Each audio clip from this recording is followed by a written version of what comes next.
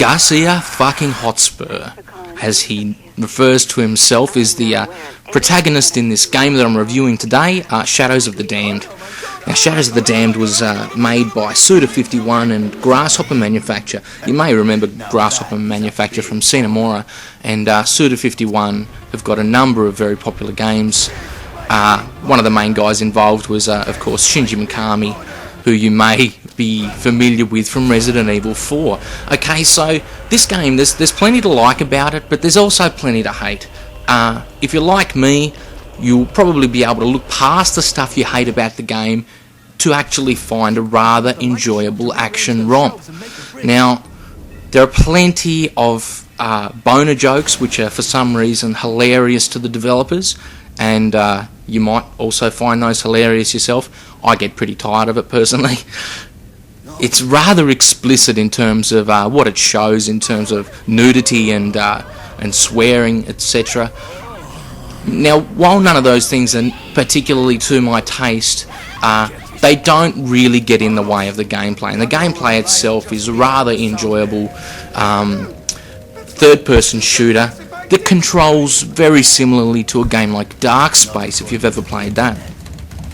Now, the story is basically this. One day, a guy finds a girl in a dumpster. He takes her home, he feeds her, he looks after her. One day he gets a phone call and the girl freaks out, and then he decides at that moment he should fuck her. So they do that, and then they're very happy together. Then, for some reason, the girl decides to commit suicide, which is obviously very inconvenient for our hero, since the Prince of Darkness himself comes up and decides to claim this girl for his own amusement in hell. Okay, so Garcia is then faced with the situation where he must go into hell to try and retrieve his girlfriend. During this process, he is accompanied by his Johnson, which no doubt is a fucking phallic reference, but Johnson is a talking head on a stick that transforms himself into various different weapons, and also the motorbike that Garcia actually rides into hell. The actual action system, it works very well.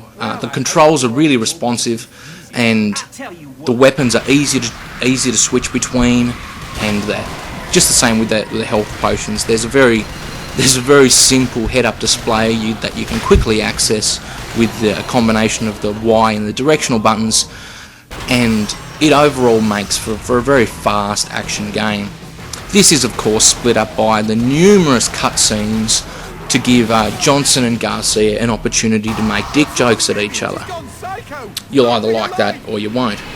And there are several different weapons. You've got a pistol, a machine gun, and a shotgun, and these all upgrade throughout the course of the game to take on different properties.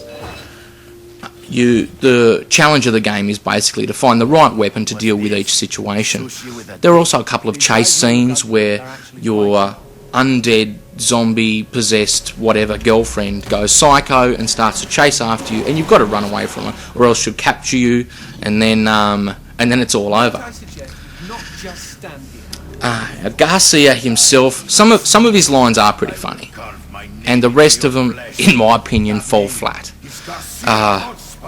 The Prince of Darkness himself also likes to make reference to the size of his dick and how Garcia's will never compare, and I suppose, once again, you'll either like that or you'll hate it.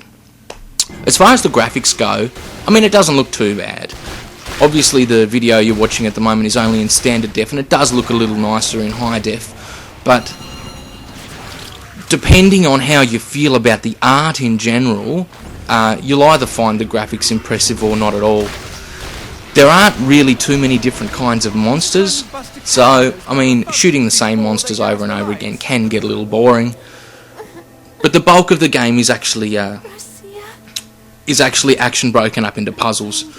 The main puzzle mechanic is darkness. Darkness will come in and overwhelm you, and if you spend too much time in the darkness, your character will just get fucked up. So it's basically up to you to try and find light sources, and that's essentially the entirety of the puzzle mechanics in the game. As a verdict, should you buy it, should you not? Look, if you can find it really cheap, and you don't care about some crappy art, if you don't like that kind of art, look, go for it. Absolutely. If you just love gothic type of stuff, get it. But if that stuff's really going to get on your nerves, give the game a miss.